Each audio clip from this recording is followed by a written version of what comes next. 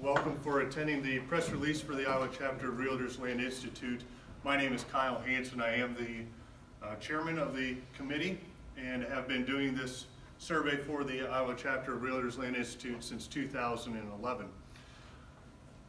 We have surveyed our members as well as bankers and other real estate professionals and appraisers and lenders that have a special knowledge and working knowledge of the land market. We do this every 6 months to determine what the direction of the current land values is. So again, this is the Realtors Land Institute is an affiliate of the National Association of Realtors, and we're organized again of individuals who specialize in the agricultural market, land sales management, development, and appraisals. We've asked our participants in the survey of their opinions of the current market as of September 1st based on unimproved bare farmland on a cash sale basis. In the last 6 months, we have indicated that the market has decreased 1.6% on a state average for all tillable land.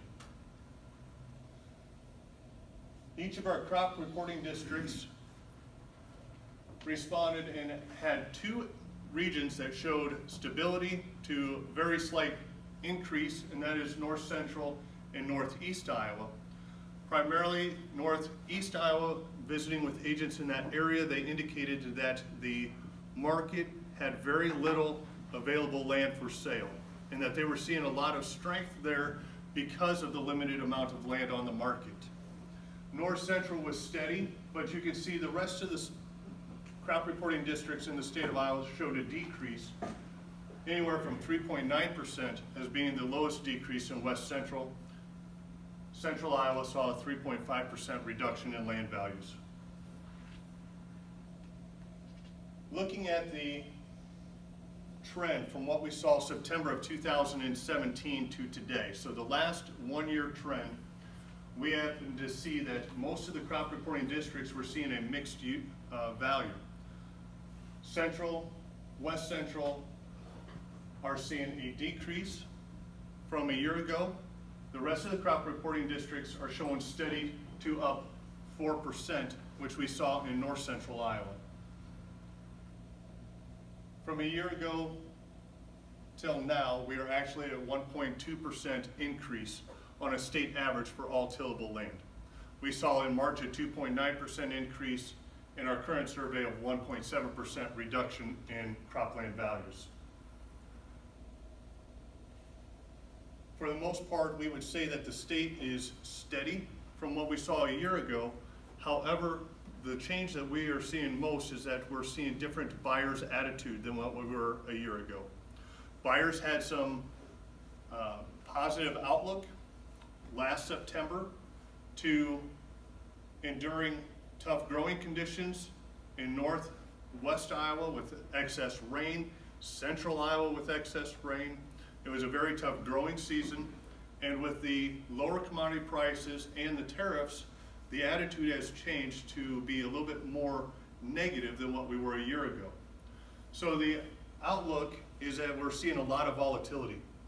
We're seeing some areas where a farm may sell exceptionally well, and 2 days later, something in the same county may sell softer than what we thought it would. So the volatility is becoming, and location is becoming very important to the land market.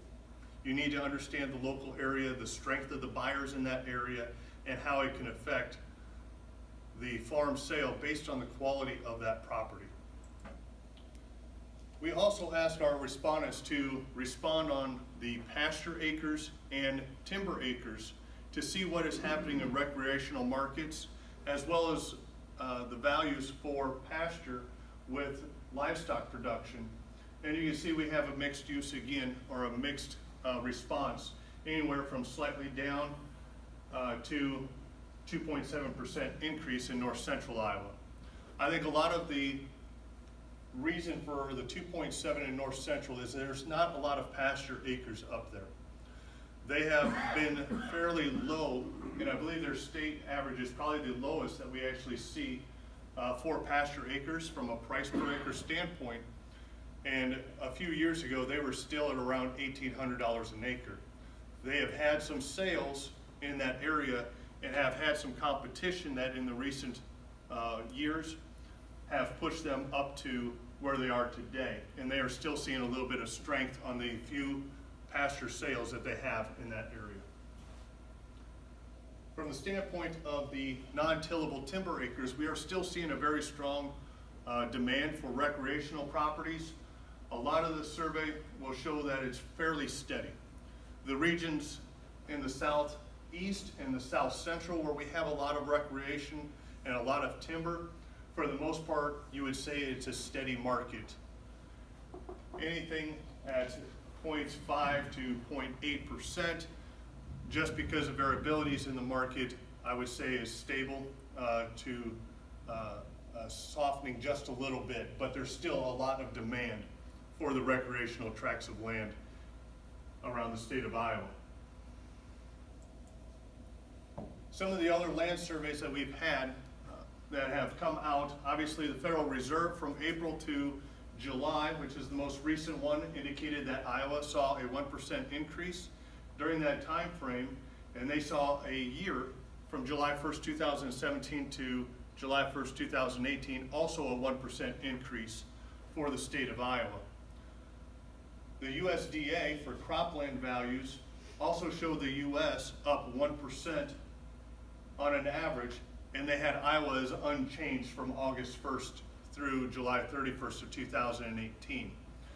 Our responses with Iowa being up 1.2 from September to September falls in line with what the Federal Reserve is seeing as well as the USDA. We continue to, I went the wrong way. Some of the conclusions that we are taking away from today's press conference is that land values are stabilizing and softening in most of the regions, and it's really looking for the direction. We had some very positive factors last fall, and we saw that increase play out in our March survey, and now we've had other issues, concerns, growing conditions and lower commodity prices that have pushed our values and have actually turned the market lower. However, we are still seeing very localized strength depending on the farm's location and characteristics. High quality land is still selling well in a very strong neighborhood. Negatives for the land market right now is, again, the continued lower commodity prices. We've seen over $1.50 on bean reduction. We also have our tariffs and our world trade agreements, how that's affecting the attitudes in the market. But again, the long-term interest rates, as those continue to creep up, even though they are still historically low for locking in interest rates for buying land, there are some alternative investments that investors are looking at. Investors usually look on a dollars and cents, what makes their rate of return that they want to have. And as higher interest rates continue, they're going to have the ability to potentially buy investments that will gain more rate of return than what farmland is. So it's pulling their attention a little bit and reducing the competition for some of the classifications of farmland. Some of the positives, there's still a very limited amount of land on the market. We already discussed that northeast Iowa has a very limited supply, and that's why they continue to see a little bit of strength in that area for their land. But we also believe that there's going to be an increase in available land for sale later this fall. There's been a lot of activity since July 1st, similar to what we saw a year ago, and it continues to look like we're going to have a larger amount of land come on the market between now and after harvest or near the end of the year. The 1031 exchanges, that is a very positive continued effect with farmland. It was able to be approved and kept during the tax reform bill. For those that you don't know what a 1031 is, it's the ability to sell an asset and move it to another asset without having to pay the capital gains. You defer that capital gains until you cash out, and take the proceeds of the sale. But you can move between like-kind exchange properties, and that allows you to relocate your assets. Not having that would have greatly deterred the sale of property, as well as limited the amount of buyers and what they are able to do. So that was a very important key to the tax reform that we were able to keep. Farmers are still the primary buyers. We still are seeing 7 to 8 of 10 farms that are sold or purchased by a farmer in the area. They are still the primary buyers. They still have a lot of desire, and sometimes the rate of return, like an investor would have, is not a decision factor for a farmer. They want to buy and own and continue to expand their operation. So they are still the most likely buyers. And here's where we discuss the alternative options for the investors. They are looking at other areas, and recreational buyers continue to be active in the market. The future is uncertain. We're not sure the true direction that the market is going to take based on yield, commodity prices, and the amount of land on the market. If we see more land hit the market like we anticipate, is that going to be enough to saturate a market in a certain area and reduce the amount of cash on hand in a certain area for competition? So we're going to have to watch that very closely and monitor each location individually to see how much strength continues to be out there. Just Yes, curious, Chief. you mentioned obviously that you expect volume to pick up later in the year. Just because of the financial situation for farmers, or what are you seeing there? I think it has to do a little bit with the financial situation. I think there's going to be a little bit of sales geared because of that. Sure. However, I also believe that we're talking with a lot more estates right now. I personally am. I just happen to see more volume from estates. I don't know if that's anything other than coincidence, but it seems to be that we're starting to get more calls, more family corporations and individuals making the decision that maybe now is the right time. We have had 3 surveys that have showed an increase. So this is the first decrease in values that we've seen in the last 2 years. So a lot of those individuals can see that there's some stresses out there. I know that I've visited with a lot of families worried about what the tariffs are going to do to land values. And they're making the decision, now's the time to sell, as that we have seen an increase slightly over the last few years and are trying to capitalize on that, because we could see 12 to 18 months of a continued softening in the market. Sure. Something that is similar to what we're currently seeing, where it may be very minimal, but the attitudes are negative currently right now, So and that we may see it slide some more. So it sounds like in some of those estate cases, it's a matter of saying the market has stopped its giant increase that it did over 10 years or whatever. Seems to be leveling, but we don't see a lot of positives, so maybe this is a good time to. Correct. Okay. Yep. Kyle?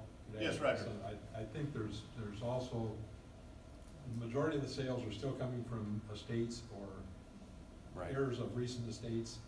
I think a lot of people are just looking at timing as to when Yeah. they think the best time is to put the farm on the market. Sure. And probably more of them are looking this year at maybe timing after harvest rather than before harvest than we oftentimes Yep. see. Yeah.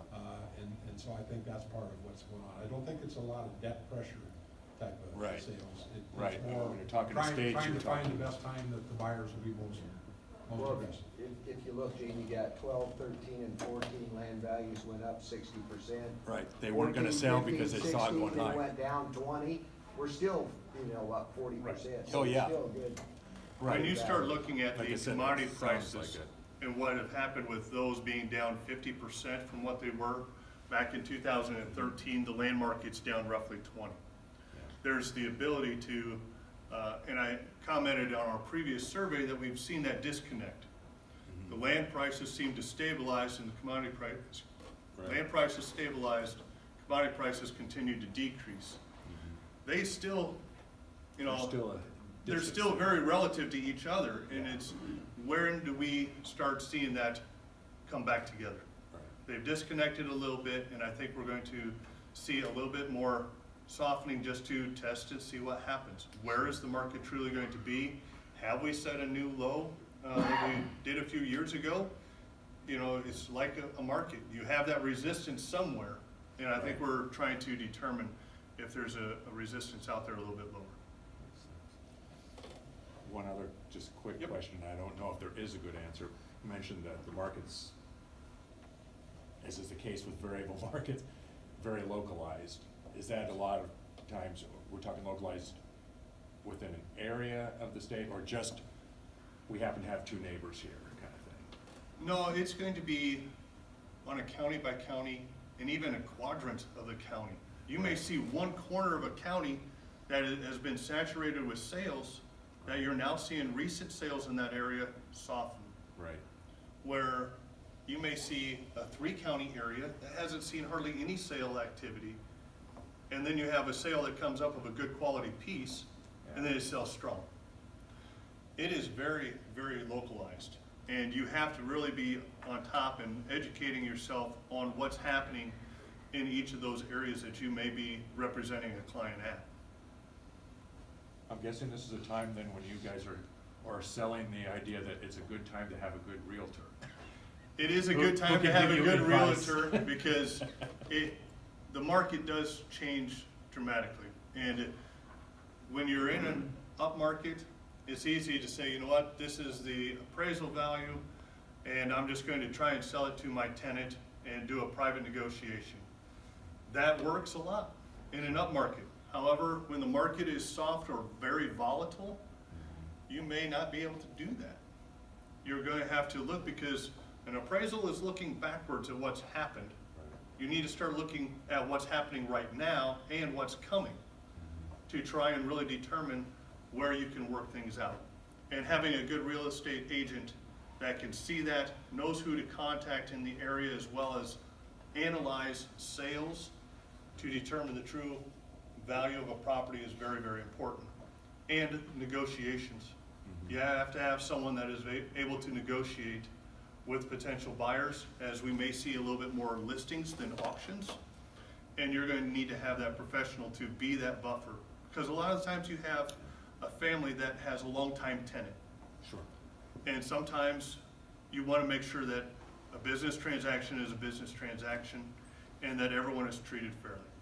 Always been the challenge of, ideally, I'd like it to go to this tenant, but I also want a fair price, and I don't know what that is. That's right. And you don't want to have someone go away or, you know, agree to something and realize that, you know what, we sold this at $200-300 an acre cheaper than we should have. And you want to be able to just be represented. Sure. So it is very important to reach out to the professionals that do handle this and do it on a day-to-day basis and get that representation.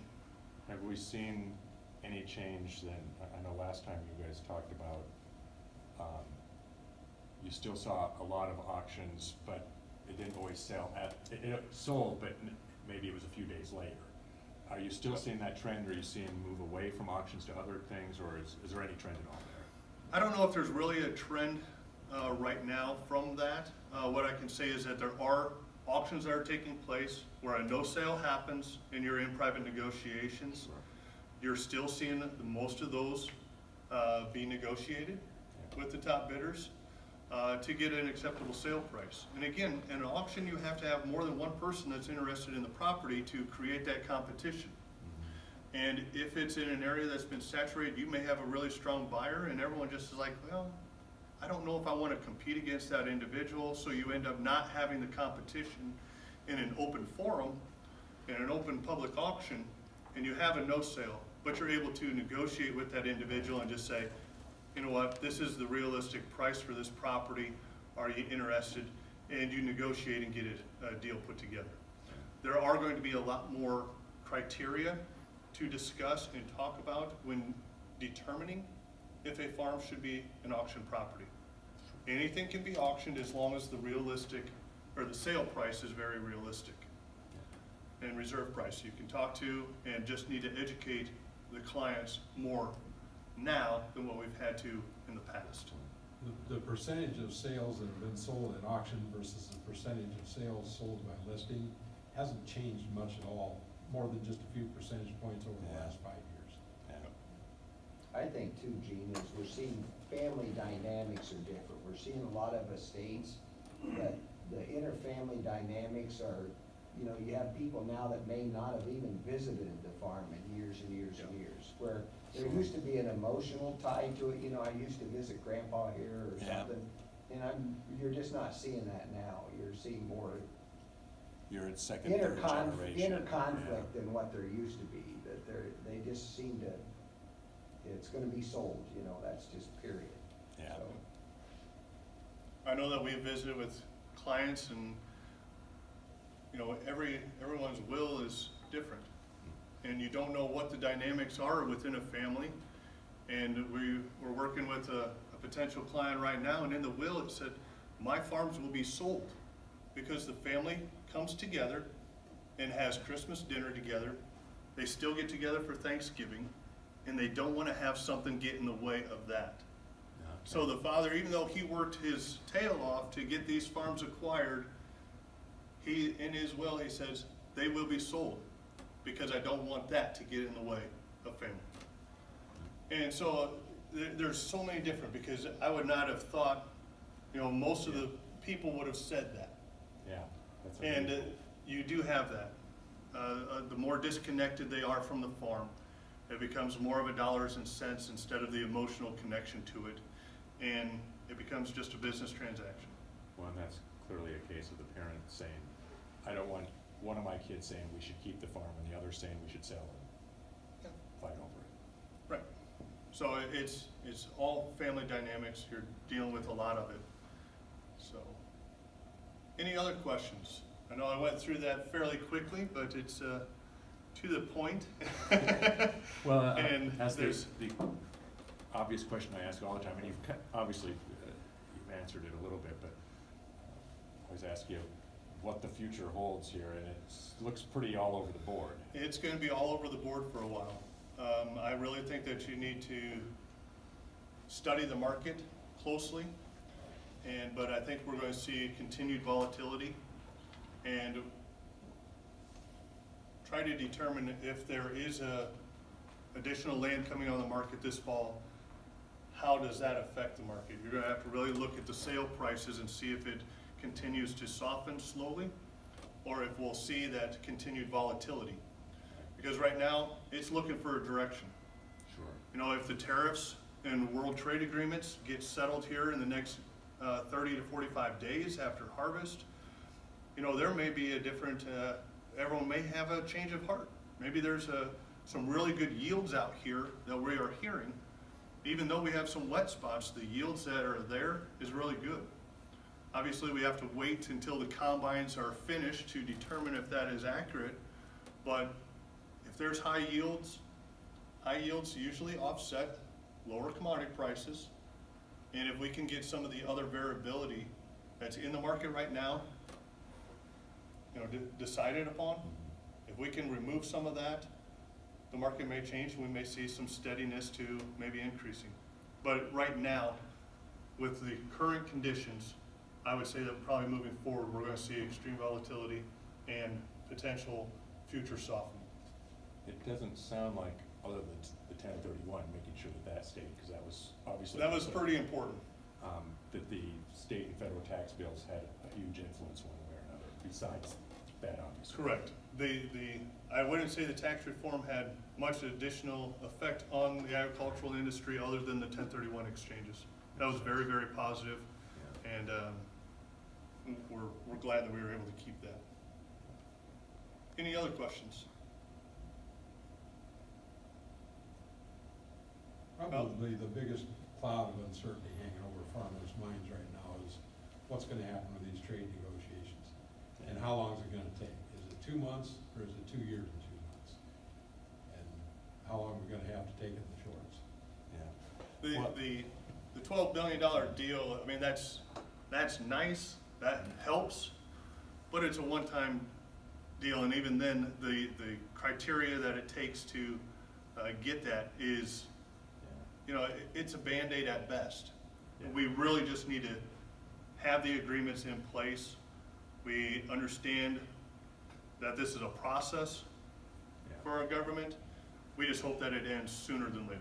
Right. But it really is, we were talking about that for most farmers, and I suspect landowners, it's not as much of how it ends, it's just ending it. Because ag Right. doesn't have a huge, I think Ag most doesn't have a of- huge yeah, upside Most of them here. would just say, you know, if we just had free trade, we can make decisions. They're afraid of the stroke of a politician's pen, sure. changing the playing field. And, whether it be one way or the other, if they could just have a certainty, And- then they right. can make decisions. It's hard to make a decision when the variability or the outside influence of the ongoing negotiations, you Yeah, just have no sure. idea. What's that going to do? We just need a decision so that we can work with what we have. right. Certainly from an ag perspective, there's more downside than upside, because most of this wasn't about ag to start with. That's really all that the other countries have that they can That's- hold against us. is right, ag. exactly. You know, we otherwise. We we're export pretty ag, so that's what they're self-sufficient. going to hold against us. Yeah. And we also could see that coming, it's just, is what it is. Any other questions or comments from anyone? With that, I thank you for coming today and being a part of the press release. If you have any questions, please contact me. My name is on the press release, Kyle Hansen at Hertz Real Estate. You can contact me there, 515-382-1500 for comments. You can also reach out to the Iowa Chapter of Realtors Land Institute and contact me through our Executive Director, Tracy Shermanharm. With that, thank you for coming.